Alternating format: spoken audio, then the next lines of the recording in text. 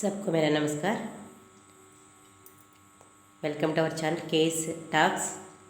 ఈరోజు నేను ప్రకృతికి సిక్ అనే పాఠానికి వర్క్ బుక్ పార్ట్ చెప్పబోతున్నాను. కొంతమంది పేరెంట్స్ స్టూడెంట్స్ కూడా వాళ్ళ కోరిక మేరకి చెప్పాలనుకుంటున్నాను. నేను తప్పకుండా అందరూ జాగ్రత్తగా వినండి. బిట్స్ ఆన్సర్స్ జాగ్రత్తగా చూసుకోండి. ఏబిసిడీలు కాదు, నేను ఆన్సర్ ఏది చెప్పానో అది గుర్తించండి. వర్క్ బుక్ వేరైనట్లయితే కనుక బిట్ అర్థం చేసుకుని ముందు వెనకలైతే చూసుకోండి జాగ్రత్తగా. ఇది అయితే నో ప్రాబ్లం. ఓకే, అందరికీ చెప్తాను జాగ్రత్తగా. ప్రకృతికి sick 9th class 4th lesson. ఓకేనా, చూడండి పేజ్ నెంబర్ 67లో ప్రకృతికి సిక్ అనే పాఠం పేరుంది. నెక్స్ట్ చూడండి, work book part page number 76 చూడండి. Work book part page number 76. ఓకేనా, నేను ప్రతి బిట్ చదివి నేను చెప్తాను, తెలుగులో కూడా ఎక్స్ప్లెయిన్ చేస్తాను కాబట్టి జాగ్రత్తగా చూసుకుంటారని అనుకుంటున్నాను. జాగ్రత్తగా చూడండి, చూసి అర్థం చేసుకోండి. ఓకేనా, చూడండి సార్. ధైర్యక అర్థ ఫస్ట్ ప్రతి వర్క్ బుక్లోనూ కూడా ప్రతి లెసన్కి కూడా ఆబ్జెక్టివ్ టైప్ మల్టిపుల్ చాయిస్ ఉంటున్నాయో చూసుకోండి. క్వశ్చన్ ఇస్తున్నాడు, 4 ఆప్షన్స్ ఉంటాయి. ఫస్ట్ శబ్దార్థు, తర్వాత విలోమ శబ్దు, తత్సము తద్భవ, ఉపసర్గు, ప్రత్యయ్, ఇలా ఆర్డర్లోనే ఉంటున్నాయి. 10th పబ్లిక్లో కూడా సేమ్ ఇదే టైప్లో వస్తాయి కాబట్టి మీరు జాగ్రత్తగా ఆర్డర్ ఫాలో అవ్వండి, చూసుకోండి. ధైర్యక అర్థ, ధైర్య అంటే ధీరస్, అర్థం కదా మీనింగ్, అర్థం అంటే ధైర్య అనేదాని మీనింగ్ ధీరస్, బి పెట్టుకోండి. నబ్క అర్థ, నబ్ అంటే చూడండి గగన్, ఆకాశం. ఓకేనా, అలాగే ఆకాశ బదులు ఆస్మాన్ అని కూడా అనొచ్చు, అది చూసుకోండి జాగ్రత్తగా.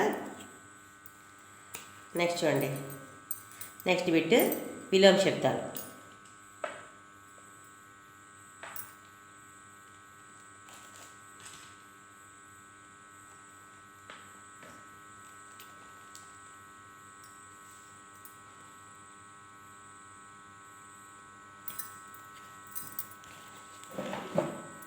చూడండి, నెక్స్ట్ విలోమ శబ్దాలు. విలోమ అంటే ఆపోజిట్ అని. గహరాయి, గహరాయికి బి. ఊంచాయి, గహరాయి అంటే లోతేనా, దానికి ఎత్తేనడానికి ఊంచాయి, బి పెట్టుకోండి. అలాగే సుక్క విలోమ శబ్దం, సుక్ అంటే సుఖమని, దానికి ఆపోజిట్ దుక్కు, ఏ పెట్టుకోండి. ఏక్ శబ్దక విలోమ శబ్దం, ఏక్ అంటే ఒకటి, అనేక్ చూడండి, అనేక్ అంటే చాలా ఎక్కువ, ఏక్ అంటే ఒకటి అని మాత్రమే. నెక్స్ట్ తత్సము తద్భవం చూడండి. తత్సం అంటే తద్భవం అంటే తత్సం అంటే హిందీ సాంస్క్రిట్ నుంచి డైరెక్ట్గా వచ్చిన పదం, మనం అదే హిందీలో వాడతాం. సాంస్క్రిట్ హిందీ ఒకలాంటివే. అలాగే తద్భవం అంటే అందులో రూపాంతరం చెందిన వర్డ్స్. అలాగే తత్సం తద్భవం చూడండి. సూరజ్ ఇస్ శబ్దక తద్భవ రూపం, సూరజ్ అంటే సూర్య అని అర్థం చూడండి, ఏ పెట్టండి. పర్వత్ రేఖాంక్ శబ్ద, పర్వత్ చూడండి, పర్వత్ ఎలాంటి శబ్దం అది అని. తత్సమ తద్భవ విదేశీయ దేశజ, ఏంటది చూడండి. తత్సం అనేది ఏంటి, తత్సం, పర్వత్ అనేది తత్సం శబ్దం అంటే సాంస్క్రిట్ వర్డ్ని అర్థం తత్సం అంటే. అగ్ని శబ్దక తద్భవ రూపం, అగ్ని అనేది తత్సమ రూపే, సాంస్క్రిట్ నుంచి వచ్చిన వర్డే, దానికి ఆగ్ అనేది తద్భవ రూపం అనమాట. ఓకేనా.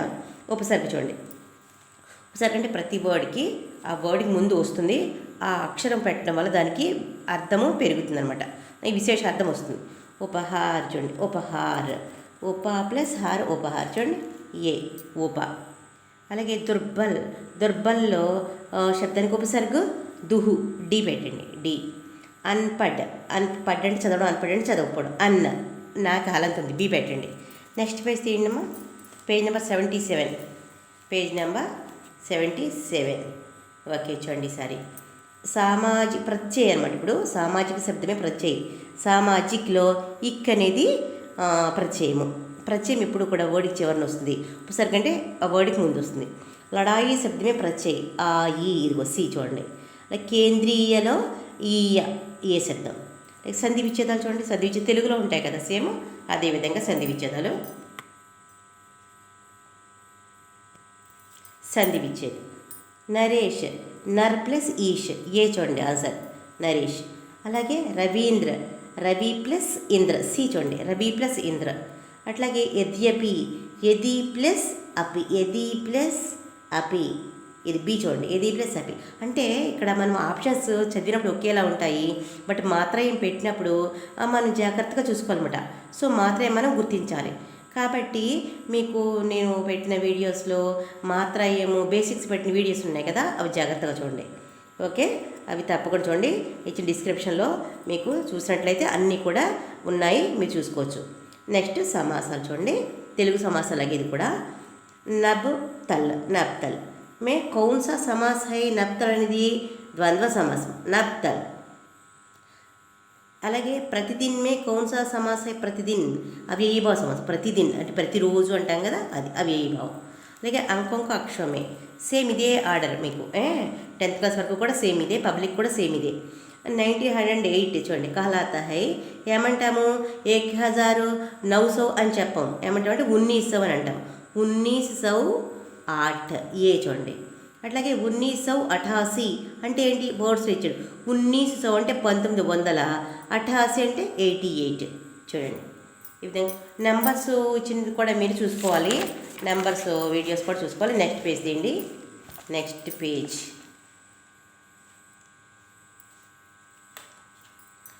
నెక్స్ట్ పేజ్లో చూడండి,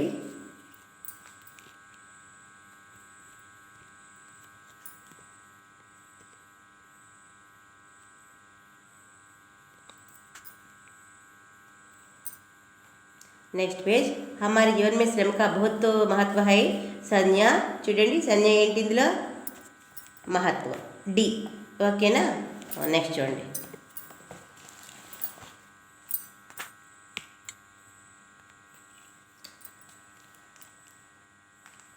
నెక్స్ట్ वह शब्दकोश मुझे दीजिए. మై సంజ్ఞ శబ్ద పహచానం చూడండి, ఇందులో ముఝే దీజియే అని చూడండి. ఇక్కడ ఏముంటుంది? బి శబ్దకోష్. శబ్దకోష్ అనేది సంజ్ఞ, సంజ్ఞ అంటే నౌన్. ఓకేనా? సర్వనామాలు చూడండి, బహుత్ మహాన్ హై ఆప్. ఇక్కడ ఆప్ అనేది సర్వనామం చూడండి, డి. జాగ్రత్తగా చూడండి. ఫూలం సే హమ్ హసనా సీఖనా చాహియే. హమ్ చూడండి, ఫూలం సే హమ్, హమ్ అనేది సర్వనామం. హమ్ ఎక్కడుంది? సిలో ఉంచండి, సి. ఓకేనా? చూడండి, విశేషణ శబ్దాలు. రామ్ అచ్చా లడకా హై, విశేషణ శబ్ద పహచానియే. చూడండి, అచ్చా అనేది విశేషణం, అది మీకు తెలుసు. అచ్చా మీరు పెన్సిల్ దగ్గర పెట్టుకోండి, ఆప్షన్ ఇక్కడ రాసినా కూడా ఇక్కడ మీరు అండర్లైన్ చేసుకున్నట్లయితే మీకు కరెక్ట్గా వస్తుంది. ఓకేనా? కానీ ఆప్షను మీరు అండర్లైన్ చేస్తే ఒకటే ఉండాలి. ఆప్షన్ చోట పెట్టి ఆప్షన్ డి అని పెట్టి మీరు సికి అండర్లైన్ చేస్తే కుదరదు, పబ్లిక్లో జాగ్రత్తగా చేసుకోవాలి. నెక్స్ట్ విశేషణాలు చూడండి. రామ్ అచ్చా లడకా హై, విశేషణ శబ్ద అచ్చా. ఓకే. ఉస్కా ఆవాజ్ మధుర్ హై, విశేషణ ఏంటి? మధుర్. ఆటోమేటిక్గా మీకు తెలుస్తుంది అది మధుర్ అనేది. నెక్స్ట్ చూడండి, క్రియా శబ్దాలు. వహ ఘర్ కి ఓర్ గయా, క్రియా శబ్ద చూడండి, గయా, గయా హై, సి. ఓకే. స్త్రీయా వహా జోర్ సే గాతి హై, క్రియా పహచానియే, గాతి హై, గాతి ఆటోమేటిక్గా. ఓకే, పాడడం.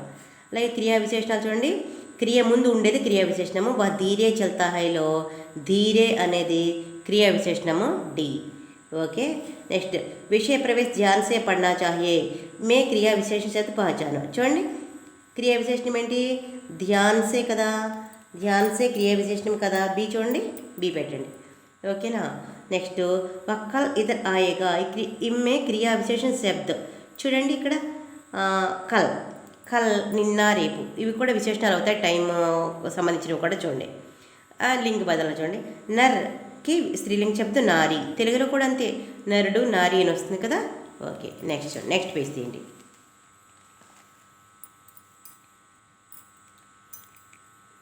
నెక్స్ట్ పేజ్ తీసి ఫస్ట్ బిట్ చూడండి. మేరా శిష్య అధ్యాపక్ హై, మేరా శిష్య అధ్యాపక్ హై, లింగ బదలనే పర్ యహ వాక్య హోగా. చూడండి, మేరా శిష్య లింగ బదల, మేరీ శిష్య. చూడండి, మేరీ శిష్య అధ్యాపిక హై. చూడండి, బి, బి కరెక్ట్. అంటే నా స్టూడెంట్ ఇప్పుడు టీచర్ అయింది అని అర్థం. ఓకేనా? అలాగే చూడండి. నెక్స్ట్ వహ ఇస్ పాఠశాల కా ఛాత్ర హై, లింగ బదులు చూడండి, వహ ఇస్ పాఠశాల కీ ఛాత్ర హై, ఛాత్ర ఛాత్ర. నెక్స్ట్ చూడండి వచనాలు.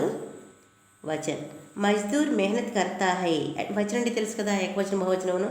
చూడండి, మజ్దూర్ మెహనత్ కర్తా హై, మజ్దూర్ మెహనత్ కర్తే హై. ఇక్కడ మజ్దూర్ మజ్దూర్ ఏకవచనం బహువచనం ఒకటే, మెహనత్ మెహనత్ ఒకటే, కర్తాలు ఏమవుతుందంటే కర్తే అవుతుంది, హైకి బిందు వస్తుంది. చూడండి, మజ్దూర్ మెహనత్ కర్తే, ఇది బహువచనం, ఇది ఏకవచనం. అధ్యాపక్కి బహువచన శబ్దం ఏంటి? చూడండి, అధ్యాపక్కే. విభక్తి పరిచయాలు ఉన్నప్పుడు మాత్రం అధ్యాపకం, అధ్యాపకే అట్లా వస్తుంది. ఓకేనా? ఎగ్జాక్ట్గా అడిగినప్పుడు మనం సేమ్ అదే చెప్పాలి. కారకాలు చూడండి, కారక్ సాగర్ కాతా హై లహరాకర్ మన్. చూడండి, ఇవి మనం పద్యం చదివినప్పుడు వస్తాయి. మనం ఇవన్నీ గుర్తించుకోవాలి. చదివినప్పుడు లెసన్ కారక మనం గుర్తించుకుంటూ వెళ్ళాలి. అప్పుడు మనకి ఈజీ అవుతుంది. హమ్ సబ్కో హిందీ సీఖనీ చాహియే కో కౌన్ సే కారక హై. చూడండి, సి కర్మ. మనకి సెకండ్ లెసన్లో గానే వాలే చిడియాలో కారక ఉంది, అది మీరు బాగా చదువుకోవాలి. శుద్ధ రూప అంటే రాంగ్ ఇస్తాడు, మనం కరెక్ట్గా రాయాలి. మై గీత్ గాయేగా అనే తప్పు. మై గీత్ గావుంగా, మై ఊంగా బహువచనం అంటే ఫ్యూచర్ టెన్స్, భవిష్యత్ కాలం. వా ఘర్ జాయింగే అని రాదు. చూడండి, సి వే ఘర్ జాయింగే. వా అయితే ఘర్ జాయిగా అని రావాలి. ఓకేనా, ఇది కరెక్ట్. హమ్ కేల్తా హూ అని రాదు. హమ్ ఏమని వస్తుంది? హమ్ కేల్తే హై. ఓకేనా, చూడండి. సహీ क्रम वाक्य पहचान कर लीजिए. చూడండి, सबसे ज़्यादा प्रसन्न है శ్యామ్. సీదా వాక్య పహచాన్ అంటే వర్డ్స్ ఉల్టాగా ఉంటే మనం ఏం చేయాలి? ఆర్డర్లో పెట్టి రాయాలి. చూడండి, అది శ్యామ్ సబ్సే ज़्यादा ప్రసన్న है. చూడండి,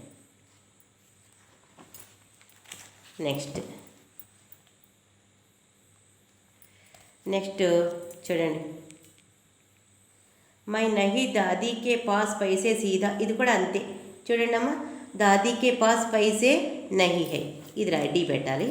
నెక్స్ట్ చూడండి, కాలాలు చూడండి. కాల్ ఏక్ బుడియా రహతీ థీ, కాల్ బచాతి. థీ అనేది వస్తే ఎప్పుడు కూడాను భూతకాలం. బి తాతే తీలు భూతకాలం. ఉంగా ఉంగి యాగా యాగి భవిష్యత్తు కాలం. ఓకే, అది జాగ్రత్తగా మీరు గుర్తించండి. చూడండి, నదియా బహతీ హై కాలం. హై వస్తే ఎప్పుడు కూడా వర్తమాన కాలం, అంటే అది మీకు బండగుర్తు అనమాట. ఓకేనా. ముహావరాలు అంటే సామెతలు, జాతీయాలు అంటారు. ఆంకే కుల్నాక అర్థం, కళ్ళు తెరుచుకోవడం అంటే తప్పు తెలుసుకోవడం అర్థం వస్తుంది, నిజం తెలుసుకోవడం అర్థం వస్తుంది. జ్ఞానోదయ హోనా. చూడండి, జ్ఞానోదయ హోనా. ఊంచా బననా మహోరేక అర్థం చూడండి. ఊంచా బన అంటే వికాస్ కన్నా, ఎత్తుగా ఎదగడం అంటే పొడుగ్గా ఎదగడని కాదు. వికసించడం అంటే అభివృద్ధి చెందడం అని అర్థం. ఓకేనా. నెక్స్ట్ చూడండి, అతిరిక్త పరీక్ష ఉపయోగి భాషకి బాత్. ఇంకా ఎక్కువ ప్రశ్నలు ఇచ్చారు మనకి, అవి కూడా చూద్దాము. पेड़ डैश कौवा है, पेड़ के ऊपर कौवा है. చూడండి, पेड़ के ऊपर, के ऊपर के नीचे మీకు చెప్పాను, చూసుకోండి ముందు నేను చేసిన వీడియోస్లోను. ఇవి జనరల్గా అనమాట. ఇవన్నీ అంతకుముందు ఇచ్చినవన్నీ కూడా టెక్స్ట్ బుక్లోవి. ఇవేమో జనరల్గా ఇచ్చారు. ఇవి లెసన్కి సంబంధించినవి కాకుండా గ్రామర్కి సంబంధించినవి. క్యా వహ ఘర్ పహుంచ్ గయా, విరామ్ చిహ్న అంటే full stop, comma, question mark అవి ఎలా పెట్టాలి అన్నది చూడండి. పహుంచ్ గయా అన్నప్పుడు క్వశ్చన్ మార్క్ వస్తుంది. క్యా అంటే క్వశ్చన్ మార్క్ కదా. క్యా వహ ఘర్ పహుంచ్ గయా అంటే అతనికి ఇంటికి వెళ్ళిపోయాడు, ఇంటికి చేరుకున్నాడా అంటే క్వశ్చన్ మార్క్. యహ విరామ్ చిహ్న కహలాతా హై. చూడండి, కొటేషన్స్ చూడండి. విరామ్ చిహ్నాలు అల్ప విరామం అంటే కామా, ఫుల్ స్టాప్, కొటేషన్ ఇవి ఉంటాయి కదా. చూడండి, ఇది అర్ధ విరామం అంటే కామా, కొటేషన్స్ ఉంటాయి కదా, ఇవి చూడండి. అర్ధ విరామం అనమాట అంటే సెంటెన్స్ పూర్తి అవ్వకుండా మనము కొటేషన్ పెడతాం కదా, అది చూడండి. मन में गहराई लावो, यह वाक्य मन में गहराई लावो ప్రశ్నార్థకం కాదు, విధానార్థకం కాదు, ఆజ్ఞార్థకం. చూడండి, మన్మే అంటే మనసులో మనసు డెప్త్గా ఉండాలి, ఆలోచించాలి, డీప్గా ఆలోచించాలని అర్థం. సి డక్లో తుమ్ సారా సంసార్. చూడండి, డక్లో సి ఆజ్ఞార్థక, డక్లో సారా సంసార్. మనుష్య సే బనా భావవాచ సంజ్ఞా శబ్దం. మనుష్య భావవాచ మనుష్యత. చూడండి, మనుష్యత మానవత్వం అంటాం కదా, అది చూడండి. పడాయి ఇస్ ప్రకార్ కి సంజ్ఞా. పడాయి ఎలాంటి సంజ్ఞ? జాతివాచక సంజ్ఞానా, భావవాచక సంజ్ఞానా? చూడండి, భావవాచక సంజ్ఞ, డి పెట్టండి. ఓకే. రామ్ ఘర్ జాతా హై. చూడండి, ప్రశ్నవాచక బననే పర్, దీనిని అప్పుడు క్వశ్చన్ కింద ఎలా మారుస్తాం మనము? కౌన్ ఘర్ జాతా హై అనొచ్చు కదా మనం. కౌన్ పెడితే క్వశ్చన్ వాచకం అవుతుంది. రామ్ ప్లేస్లో కౌన్ పెడతాం అనమాట. నెక్స్ట్ చూడండి,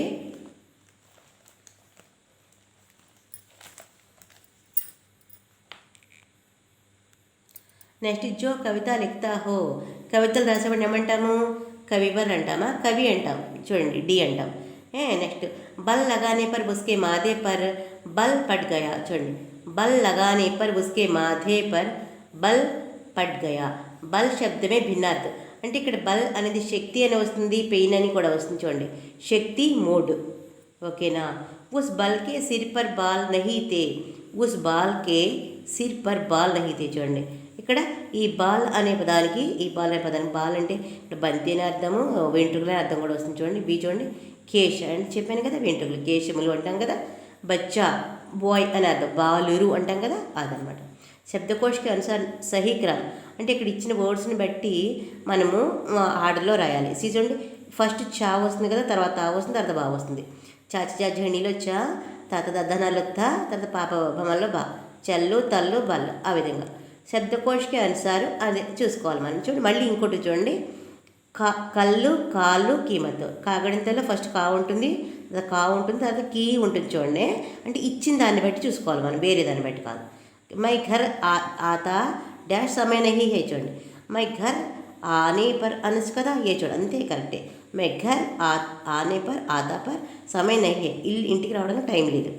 తుమ్ భీ చల్తే డాష్ అచ్చా రహతా, రిక్త స్థానికి సహీ శబ్ద పహచానియే. చూడండి, ఏ తుమ్ భీ చల్తే తో అచ్చా రహతా. చూడండి, నువ్వు వెళ్తే బాగుంటుంది అని. ఓకేనా, మనం బిట్స్ ఈ విధంగా పెట్టుకోవాల్సి ఉంటుందమ్మా. నెక్స్ట్ చూడండి, క్వశ్చన్ ఆన్సర్స్ మీకు తెలుసు. నదియా కేతీకి లియే కిస్ ప్రకార్ ఉపయోగి హై. నదియా కేతీకి ఏ విధంగా ఉపయోగపడుతుంది? చూడండి, చలానే के लिए बिजली का उत्पादन किया जाता है. नदियों पर बांध बनाकर पानी की इकट्ठा किया जाता है. फिर भी इस पानी नालों पर द्वारा खेतों में प्रवाहित किया जाता है. इस प्रकार लाखों एकड़ भूमि सिंचाई होती है. खेती के लिए उपयोगी वैज्ञानिक यात्राओं की होती है. చూడండి, నదులు వ్యవసాయానికి వాడుకోవడానికి, త్రాగే నీళ్ళకి, అన్నిటికీ కూడా పంటలు పండడానికి కూడా నదులు ఉపయోగపడతాయి అని ఈ వెనకాల క్వశ్చన్స్లో కూడా ఉంటుంది. మనం అది కూడా చూసుకోండి, జాగ్రత్తగా మిస్ అవ్వకుండా రాయండి. పాయింట్స్ అడ్జస్ట్ చేసుకుని రాయండి, మిడిల్గా వదలకండి సెంటెన్స్ మధ్యలో. చూడండి, ऋतुओं के नियंत्रण करने में पर्वत कैसे सहायता होते हैं. Important question. पर्वत बादलों की रोकने पर. చూడండి, ఋతువులు అంటే ఋతువు పరంగా వర్షాకాల ఋతువులో వర్షాలు పడాలంటే ఏమవ్వాలి? పర్వతాలు ఉండాలి. పర్వతాలు ఉంటేనే నదులకి, పర్వతాలు మేఘాలను అడ్డుకున్నప్పుడే మనం వర్షాలు కురుస్తాయి. అంతే చెట్లు కూడా ఉండాలి. చూడండి, బారిష్ अपने के कारण समय पर आता है. చూడండి, ఇంకా ప్రకృతి కూడాను అందంగా ఉండడానికి కూడాను ఈ పర్వతాలు ఉపయోగపడతాయి. తర్వాత వర్షాలు పడడానికి కూడా పర్వతాలు ఉపయోగపడతాయి. చూడండి, ఋతువులు నియంత్రణగా ఉండడానికి పర్వతాలు ఏ విధంగా సహాయపడతాయంటే ఈ క్వశ్చన్ ఈ విధంగా రాయాలి. नीचे दी गई पंक्तियों के आधार पर छोटी सी कविता लिखिए. हरियाली कहती है. छोड़ी, जीवन में हरे भरे रहो, चारों तरफ सुगंध फैला हो, मीठी बोली बोलो. నెక్స్ట్ చూడండి, ఆతే బడే ఆగే బడో. ఈ విధంగా మనం వర్క్ బుక్ కంప్లీట్ చేసుకోవాలి. జాగ్రత్తగా చూసి రాస్తారనుకుంటున్నాను. అందరికీ ధన్యవాదాలు. మీరు ఇది లైక్ చేయండి, షేర్ చేయండి, సబ్స్క్రైబ్ చేయండి, కమెంట్స్ తెలియచేయండి. మీకు వర్క్ బుక్ పార్ట్ నేను చెప్పేది ఎలా నచ్చుతుంది, ఎలా ఉపయోగపడుతుంది నాకు కమెంట్స్ రూపంలో తెలియజేయండి. థ్యాంక్స్ అండి, అందరికీ ధన్యవాదం. Stay home, stay safe.